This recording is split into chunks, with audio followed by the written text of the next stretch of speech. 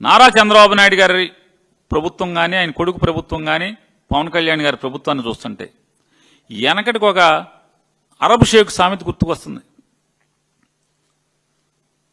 చలికి ఎడారిలో చలికి తట్టుకోలేకపోతుందని చెప్పని ఒంటిని లోపల తలదాచుకోమని చెప్తే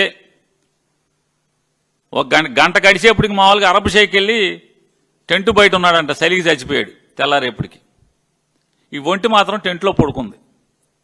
అదే సామెతలో తెలంగాణలో హైదరాబాద్లో దొంగతనం చేస్తూ దొరికిపోయి ముద్దాయిగా తెల్లారేపటికి మూటాముళ్ళు సర్దుకుని కరకట్ట మీదకి చేరి మీరు మీ పొలాలు ఇవ్వండి అని చెప్పని ముసలి కన్నీరు కార్చి మీది తినాలి మాది తినాలి పాటలేసుకు తిరిగి ఇంతమందిని తిప్పి భూమి ఇచ్చిన రైతులకి ఇవాళ ఆనాటి అరబ్ షేకు గతి ఇవాళ అమరావతి రైతులకు పడుతుందా పడతలేదా అనేది ఒకసారి ఆలోచన చేసుకోండి.